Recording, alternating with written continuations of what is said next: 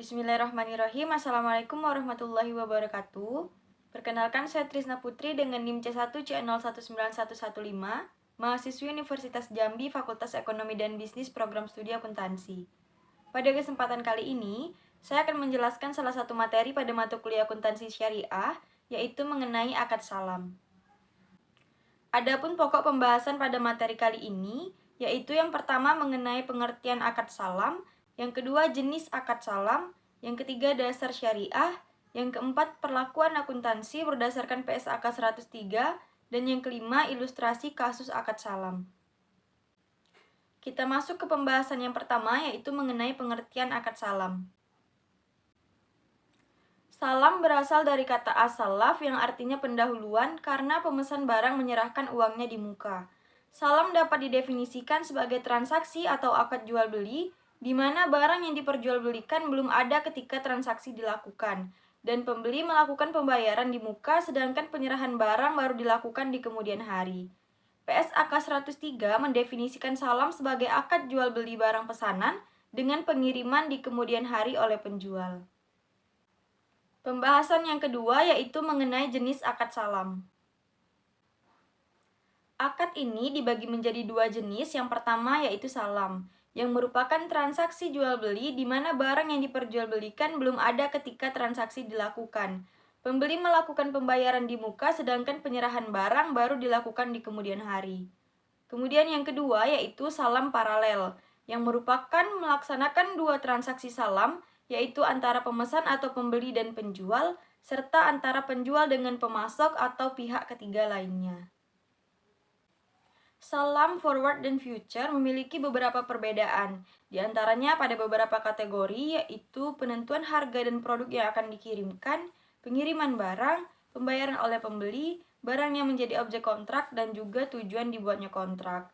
Perbedaan dari ketiganya dapat teman-teman lihat pada slide yang saya tampilkan. Pembahasan yang ketiga yaitu mengenai dasar syariah. Sumber hukum akad salam ada dua. Yang pertama yaitu Al-Quran. Sebagaimana sesuai dengan firman Allah, Quran Surah Al-Baqarah ayat 282, yang artinya, hai orang-orang yang beriman, apabila kamu bermuamalah tidak secara tunai untuk waktu yang ditentukan, hendaknya kamu menuliskannya dengan benar. Kemudian yang kedua yaitu sunnah. Barang siapa melakukan salam, hendaknya ia melakukannya dengan takaran yang jelas dan timbangan yang jelas pula, untuk jangka waktu yang diketahui. Hadis riwayat Bukhari Muslim. Rukun dan ketentuan akad salam. Yang pertama yaitu rukun salam, terdiri dari pelaku yang meliputi penjual dan juga pembeli. Kemudian objek akad berupa barang yang akan diserahkan dan modal salam.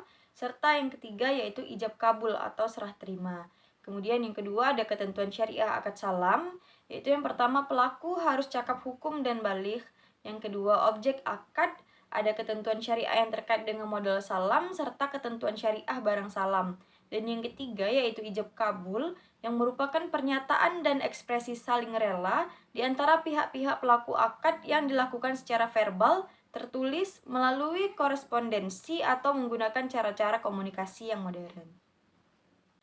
Berakhirnya akad salam. Ada beberapa hal yang dapat membatalkan kontrak, diantaranya adalah yang pertama, barang yang dipesan tidak ada pada waktu yang ditentukan.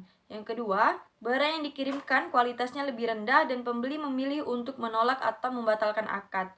Yang ketiga, barang yang dikirimkan kualitasnya tidak sesuai akad tetapi pembeli menerimanya. Dan yang keempat, barang diterima. Pembahasan yang keempat yaitu mengenai perlakuan akuntansi berdasarkan PSAK 103. Akuntansi untuk pembeli. Yang pertama yaitu mengenai pengakuan piutang salam. Piutang salam diakui pada saat modal usaha salam dibayarkan atau dialihkan kepada penjual. Kemudian yang kedua, pengukuran modal usaha salam. Yang ketiga, penerimaan barang pesanan. Yang keempat, penyajian, dan yang kelima, pengungkapan. Akuntansi untuk penjual. Yang pertama yaitu mengenai pengakuan kewajiban salam. Yang kedua, pengukuran kewajiban salam. Yang ketiga, kewajiban salam dihentikan pengakuannya pada saat penyerahan barang kepada pembeli. Yang keempat, pada saat tanggal penyerahan, penjual gagal memenuhi akad salam. Yang kelima, jika penjual melakukan transaksi salam paralel, Selisih antara jumlah yang dibayar oleh pembeli akhir dan biaya perolehan barang pesanan diakui sebagai keuntungan atau kerugian pada saat penyerahan barang pesanan oleh penjual ke pembeli.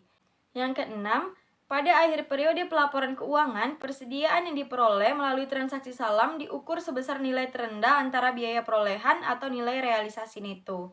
Apabila nilai bersih yang dapat direalisasi lebih rendah dari biaya perolehan, maka selisihnya diakui sebagai kerugian.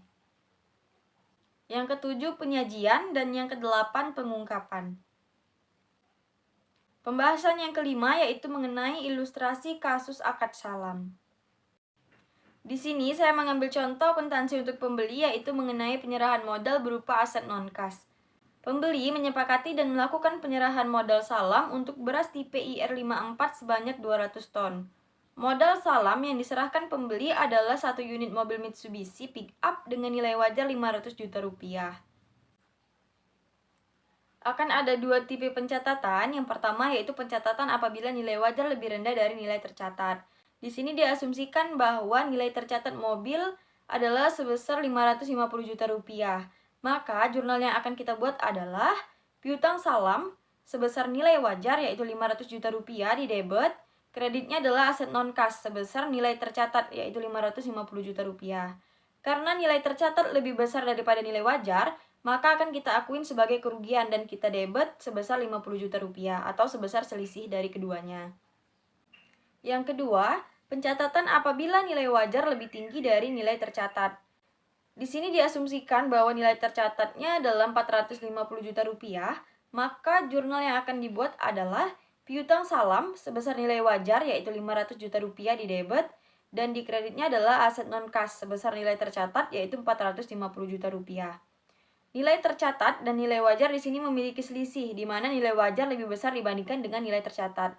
Maka selisih tersebut akan kita catat sebagai keuntungan dan kita catat di kredit yaitu sebesar 50 juta rupiah. Baiklah, sekian penjelasan dari saya mengenai akad salam. Apabila terdapat kesalahan atas ucapan ataupun perbuatan, saya mohon maaf. Kepada Allah saya mohon ampun. Saya akhiri. Wassalamualaikum warahmatullahi wabarakatuh.